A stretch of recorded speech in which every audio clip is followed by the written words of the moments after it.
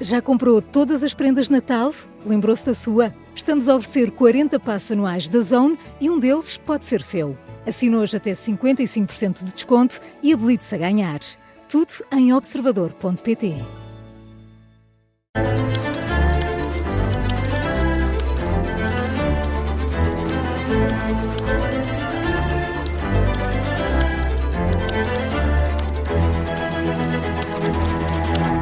Português Suave na Rádio Observador, já depois do Natal, estamos aqui ainda... É uma semana especial, não sei se concordas muito que cheios, esta Natal doces. Mas esta é uma semana particular do ano. Não de balanço, não é? Não é só de balanço, entre o Natal e o fim de ano. Parece que é um tempo especial. As pessoas estão fartas, no bom sentido, estão de barriga cheia, no mau sentido. Ainda de ressaca, dos doces estão à espera da festa do fim de ano, do Réveillon. Já do Réveillon, vamos falar disso no dia do próprio Réveillon, vamos ter um episódio nesse dia. Não sei, acho que há calendários, falámos de calendários há uns tempos, há calendários onde há uma semana assim quase de, como é que eu ia dizer, de transição, que não pertence a nenhum mês. Sim, é uma semana estranha. É uma semana estranha, sim. É uma semana muito... Não sei se concordas. Estamos aqui a divagar. Não, é o portal das lamentações. Exato. Agora. Português Suave. Mas pode ser bom. O Português Suave apresenta as suas queixas sobre... Mas... Antes do Natal, as pessoas não gostam de ir aos centros comerciais porque há tanta gente, às lojas, mas eu até acho que esta semana acaba por ser ainda mais cansativa nesse aspecto. Se fores a alguma loja, se fores a algum sítio, está tudo cheíssimo. Sim, até porque agora vêm os saldos. E são as trocas também. Sim. Que, gostei muito da tua prenda, mas no dia a seguir... Sabes que eu sou muito transparente nessas coisas. Se não gostas, diz logo que não gostas. Sim, e aliás, como sou uma pessoa muito expressiva, dá logo para perceber, porque eu não consigo fingir essas coisas. Há uma portanto, prenda, já agora falamos de uma coisa curiosa, que há uma prenda especial, que é um livro, e que a pessoa pode escrever uma dedicatória. Portanto, eu não costumo oferecer livros que eu escrevi, que é um pouco estranho, parece uma coisa um bocado egocêntrica. Toma. Estava lá o livro que eu escrevi. Mas pronto. Mas às vezes as pessoas oferecem livros, seja deles ou não, e escrevem. Escrevem o que provocam o facto, ou seja, o que leva a que não seja possível trocar o livro. Aí já não dá mesmo. E sabes que às vezes nos alfarrabistas encontram-se livros que se percebe que foram oferecidos pelo próprio autor do livro, não estou dizendo no Natal, não é? Sim. Em que a dedicatória está, digamos, tapada, porque a pessoa, digamos, quis... É estranho, ao mesmo tempo triste e curioso como é que isto acontece. Já te aconteceu? Não, nunca aconteceu. Algum caso próximo? A pior coisa que já me aconteceu com livros meus foi estar nas sessões de... Sabe, quando se lança um livro, tem-se de estar sempre disponível depois para assinar e com todo o gosto. Mas há um problema qualquer que eu tenho... como é que eu ia te explicar isto? A minha memória esvai-se naquele momento. Eu esqueço-me dos nomes de todas as pessoas. Familiares, tudo, amigos. Se tivesse um animal de estimação, portanto, também te esquecias. Esquecia-me. Quando a pessoa chega ao pé de mim com um livro, então que está para assinados, e se não me diz o nome, eu fico com um problema grave. Eu cheguei uma vez a uma decisão dessas a dizer, até a minha mãe vai dizer o nome, porque eu não me lembro dos nomes de ninguém. Mas isso é fácil, escrevias mãe. Hoje é sim, para a minha mãe, é verdade, sim, bem visto. Já tive de escrever para a minha prima, quando eu devia saber o nome da prima. Meu Deus, Marco, de um primo. Essa cabeça. Hoje temos agora tenho uma prima a pensar, então foi por isso que ele escreveu prima. Vai dar essa discussão. Hoje temos um episódio especial de dúvidas. É uma prenda para os nossos ouvintes. Uma prenda. Não é? Um pouco fora da época. mas... Não, os reis ainda não vieram. É verdade, pois é. Aqui do lado, os nossos irmãos, aqui do lado, os nossos hermanos, dizem, é nessa altura que dão. Então, nós no episódio especial de Natal, eu devo aqui fazer não é bem uma correção, mas como é que eu ia dizer, uma explicação um pouco mais prolongada. Porque a certa altura, no meio daquele nosso episódio, disse coisas que não estavam exatamente bem sobre o plural dos nomes. E eu queria aqui, então... Quando falamos do Bolo Rei, não foi? Exatamente, do Bolo Rei, do Pai Natal. Então eu vou tentar explicar aqui um pouco melhor, lendo até de um livro que eu escrevi, de uma gramática que eu escrevi sobre isto. Os plurais dos nomes seguem esta regra. Isto é um pouco, como é que eu ia dizer, longo. Vamos a isso, temos tempo. Então temos dois nomes, por exemplo, saia, casaco, o plural faz-se com os dois nomes, portanto, saias, casacos, com um hífen no meio. Quando temos dois adjetivos, por exemplo, novo, rico, também temos de pôr 2 S, portanto, novos, ricos. Ok. Acho que até aqui nenhum. Agora começamos a entrar no campo da nossa gramática dentro disto, que é, Dos conflitos. se tivermos 2 nomes, mas o segundo caracteriza o primeiro, é como se fosse quase então aí só o primeiro é que vai para o plural. Por exemplo, palavra-chave vai para palavras-chave e não para palavras-chaves. Ou seja, É muito palavras-chave. O que quer dizer que, na verdade, o plural de bolo rei, eu ainda não acabei, não tenho mais opções. O plural de bolo rei depende se nós estamos a olhar para aquele rei como característica do bolo. Eu inclino para que bolo rei sejam 2 nomes, simplesmente bolos reis. Portanto, o plural aí seria bolos reis, ao contrário do que eu disse no episódio. Mas soa melhor como tu disseste. Bolos rei. E é justificável se nós acharmos que o rei está a caracterizar. Quer dizer, aquele já nem bolo, sei. Aquele bolo foi assim que eu disse. Aquele Não, bolo já nem sei rei. se soa bem. Pois, Já me sou começamos a estranho falar das duas formas. Depois temos 2 nomes ligados por preposição. Fim de semana passa para fins de semana. E a semana fica igual. Verbo e nome. Guarda-chuva. Guarda-chuvas. Aí é só nas chuvas. Também julgo que disse uma coisa um pouco diferente no outro episódio. Radical e adjetivo. Luz ao brasileiro. Luz ao brasileiros. Só no brasileiros. Nome e adjetivo. Obra-prima. Obras-primas. E aqui temos a questão do Pai Natal. Natal é visto como adjetivo e por isso é pais natais, de acordo com esta regra. Há uma palavra invariável, então nesse caso a palavra fica invariável. Recém-eleito, recém-eleitos. E depois, por fim, um verbo duplicado, chupa-chupa, fica chupa-chupas. Só no final é que pomos o S. Não sei se isto ficou claro. Não, foi fácil dizer Eu assim. li aqui esta tabela que criei para uma gramática que publiquei há uns anos, em que tentava explicar isto. Mas é um ponto complexo da nossa gramática e que há aqui alguns pontos em que nós podemos ter várias ideias e por isso, enfim, fica aqui a explicação um pouco mais longa daquilo que nós dissemos no último episódio. Pronto, o importante é que estás sempre aqui para nos esclarecer e temos aqui este esclarecimento. Vamos lá. O que é que temos a seguir, Marco? Então agora temos uma dúvida sobre verbos de Alexandra Machado, penso eu. Editora de Economia, aqui do Observador, que é uma ouvinte assídua do Eu Português estava Suave. com dúvidas porque eu escrevi isto aqui no papel à minha frente e a minha letra é horrível. Eu não sei se está... Alexandra Machado, editora de Economia, que Olá, é uma Alexandra, ouvinte assídua do Português Suave, gosta muito de nos ouvir. Vamos Um beijinho. Grande. Vamos ouvir a dúvida? Ou não temos? Ela enviou só... Esta foi escrita, Esta foi Marco. escrita. Está a correr bem. Semana muito especial. Mas já temos um áudio. Esta foi escrita mesmo. Está a criar-se ou está-se a criar? Então, o que nós temos aqui é quando nós temos um complexo verbal com 2 verbos, nós podemos usar aquele pronome das duas formas, nos 2 lados. Portanto, é uma questão de opção. Havia digamos, uma teoria mais purista durante algum tempo que dizia que nós tínhamos de pôr o pronome no último verbo, no verbo principal. Mas não é... digamos que na história da língua portuguesa nunca foi assim tão padronizado a colocação do pronome nestes casos em que temos dois verbos. Portanto, se a Alexandra quer garantir que não há ninguém que esteja aborrecido, está a criar-se, mas está-se a criar também é perfeitamente. Ou seja, as duas são passíveis também, de serem sim. utilizadas.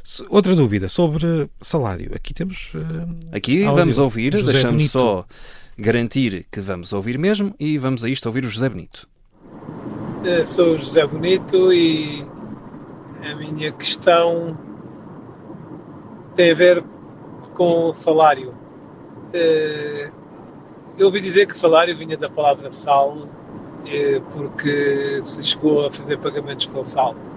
No entanto, vejo tão uniforme em países em que o sal não chegou a ter a importância que teve para Portugal, que tenho a dúvida se isto será verdade ou se será mito.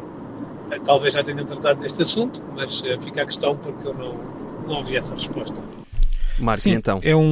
Vamos lá ver, é uma meia-verdade, uma meia-verdade na pura definição do termo, porque há uma parte que é verdade, a palavra salário vem de sal, em latim. Agora, aquilo que não é bem verdade é a ideia ou melhor, pelo menos não temos nenhuma indicação que seja verdade, a ideia de que os soldados romanos eram pagos com sal e por isso aí vinha o salário. Aí não há nenhuma indicação histórica que seja assim. O que há é, desde há muito tempo, até antes do Império Romano, uma ligação do sal ao valor, à riqueza. O sal era considerado... Eu nunca tinha pensado nisto, por acaso. Valioso. Portanto, daí dessa ligação do sal à riqueza, de sal a valor, é que terá vindo o salário. Portanto, o salário era a riqueza que se dava a cada pessoa. Mas não há nenhuma fonte histórica que diga que os soldados romanos eram eram pagos com sal. Isso não até não há nenhuma evidência, não é? Não, e vamos lá ver. Um soldado acaba o mês e recebe, tens aqui sal. Boa sorte. Não, estou a brincar. Claro que até podia ser uma moeda de troca e podia depois com sal comprar outra coisa, mas não há nenhuma evidência disso. Agora, que a palavra vem da palavra sal, sim. Não se tem exatamente a certeza de como é que foi feita esta ligação entre o sal e depois o salário. E acontece muito mais do que nós gostamos de imaginar. Há muitas palavras que nós até sabemos a origem, mas não sabemos como é que aquilo aconteceu. Como é que aquilo se relaciona, não é? A ligação que existe. Exatamente, assim. Mas pronto, é o que eu posso dizer sobre isto. Espero que o José Benito tenha ficado um abraço, José satisfeito. Benito. Um bom ano 2026. Continua a ouvir-nos. Obrigado. E temos agora mais uma dúvida, não é, Marcos? Por isso é que eu disse obrigado. Porque... não percebi a ligação. Não, também só, não percebi. Maria Romeiras pergunta-nos se o correto é obrigado ou se devemos, ou se as mulheres devem dizer obrigada. Sim, há muito esta dúvida, não é? É uma questão muito... Se devemos mudar consoante o género da pessoa que estamos a falar. Eu devo dizer que isto é uma regra de etiqueta da língua. Neste momento, eu aconselho, neste momento da nossa história, aconselho que as pessoas cumpram esta regra de etiqueta e os homens digam obrigado e as mulheres digam obrigada. Mas como é que chegámos a este ponto é que é interessante? Porque a palavra obrigado enquanto interjeição de agradecimento, porque nós temos várias formas de agradecer que não são propriamente interjeições. Se eu disser estou agradecido a Vossa Excelência, ou agradecido, não é uma interjeição, é uma fórmula que inclui um verbo. Estou agradecido, e a mulher vai dizer estou agradecida, claro. Estamos agradecidos, e pomos no plural, isto é importante, esta parte do plural. Estamos agradecidos, e por aí fora. Isto não são interjeições, são fórmulas de agradecimento que incluem verbos, como eu estava a dizer. Agora, o que aconteceu com o obrigado foi uma fórmula de agradecimento, também incluía um verbo, como todos sabemos, o verbo obrigar, uma fórmula de agradecimento que era, no início, há 3 séculos, que portanto, tínhamos de conjugar. Estamos obrigados, Vossas Excelências, estou obrigada, se for uma mulher, estou obrigado, tal como agradecido, Sim. não é? Agora, esta fórmula foi sendo reduzida até ficar, e isto aconteceu entre o século XVIII e o século XIX, pelo menos na escrita, ficou reduzida a obrigado, uma interjeição. O que quer dizer com interjeição? É dita de forma imediata, naquele momento, para expressar agradecimento sem que esteja ali expresso o sentido anterior daquele verbo. Sim. Tanto que nós não fazemos ligação ao verbo obrigar. Nós já não estamos a dizer que estamos obrigados a nada. É uma interjeição e nós conseguimos ver que é uma interjeição por vários motivos. E neste caso, como todas as interjeições, tornou-se invariável. Portanto, um grupo diz obrigado por terem vindo. Se estivermos os dois a falar com alguém, nós vamos dizer obrigado. Obrigado por terem vindo. Portanto, tornou-se uma interjeição como tantas outras, e cada língua tem uma interjeição de agradecimento que foi formada de maneira diferente. O inglês tem o thanks, como nós sabemos, o espanhol tem o gracias. Que também não tem uma versão para masculino nem feminino. Não tinha ter, até porque no caso do inglês isso não aconteceria, mas não se conjuga como o verbo. Aquele thanks, eles podem dizer thank you de vez em quando, tal como nós também às vezes podemos dizer muito obrigado. Muito obrigado. Many thanks. Many thanks, mas é uma interjeição. O que eu quero dizer com interjeição é que é dito de forma imediata, tendo em conta a situação e não o sentido da palavra original. Claro. E na verdade, durante muito tempo, tornou-se uma interjeição invariável. As pessoas não têm na cabeça, os falantes deixaram de ter aqui a conjugação verbal na cabeça. Dizia-se obrigado sempre. Agora, aconteceu ali, presumo eu, já estive a tentar procurar ali por volta de meados do século XX, começou a haver uma ideia, uma espécie de hipercorreção em que algumas pessoas disseram, então, mas isto vem do verbo obrigar. E se vem do verbo obrigar, eu tenho de conjugar como se fosse um verbo. Então começaram a dizer que as mulheres têm de dizer obrigada. Os falantes que têm a sua própria lógica não seguiram muito esta... Tanto que, de repente, tínhamos homens a dizer obrigada. E acontece muito. Porquê? Sim. Porque na cabeça nós tínhamos isto, é uma interjeição. Se estou a falar com uma mulher, tem de dizer obrigada. Houve essa confusão, de repente temos obrigada, e começou... Mas houve uma insistência muito forte em que tínhamos de conjugar no feminino quando é uma mulher e tínhamos de pôr no masculino quando é um homem. Esta insistência acabou por, também acontece, ganhar asas, e hoje é uma regra de etiqueta. Mas só para tu veres como... Na verdade, nós não estamos perante um verbo. Ninguém insiste na questão do plural. Não há ninguém que diga, se for um grupo, tens de dizer obrigados. Até é considerado uma coisa um pouco estranha. Ou se for um grupo de mulheres, vão dizer obrigadas. Obrigadas por terem vindo.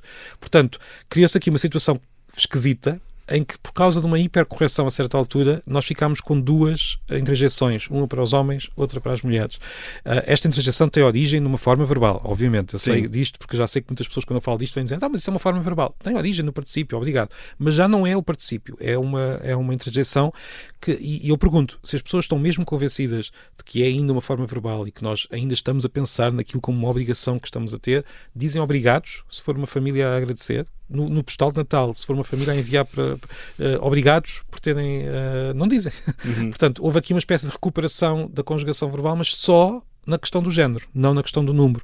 E o português tornou-se uma língua muito curiosa neste ponto, nada contra ser uma língua curiosa. Portanto, eu digo que é uma regra de etiqueta porque não é uma regra gramatical, porque as regras gramaticais são criadas ao longo do tempo e de forma, digamos, diferente. É uma regra de etiqueta porque fica bem cumprir esta diferença, as pessoas não se irritam, mas é algo relativamente recente. Diga como quiser, no fundo, e quanto à questão do obrigado ou obrigada, não pense tanto. É dizer. Não diga obrigados, por favor, que é horrível. Não. Mas o mesmo argumento que é usado para dizer obrigada, que é uma regra de etiqueta que não serve para dizer obrigados, reparem. Fica aqui eu tenho quase certeza que vamos receber muitas mensagens sobre isto, porque isto é um ponto sensível, que há muitas pessoas que vão ficar muito irritadas. Não se irritem, estamos numa altura do ano que queremos a completar as resoluções 2025. Podem não concordar, mas não podem não concordar comigo, não é obrigatório, claro, todos nós erramos, temos opiniões diferentes. Olha este barulho maravilhoso da água. Pois eu estava aqui a pôr água. Isto já sou eu a beber para não me irritar. Estou a brincar. Bem. E bom fim de ano. Não, ainda temos. Não, ainda voltamos. Nós voltamos no dia 31 de dezembro para fazer o balanço deste ano 2025, para partilhar algumas curiosidades também sobre este português suave.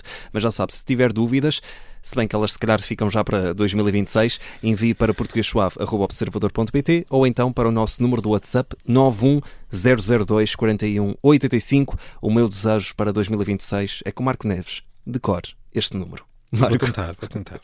Um abraço e até dia 31. Até lá.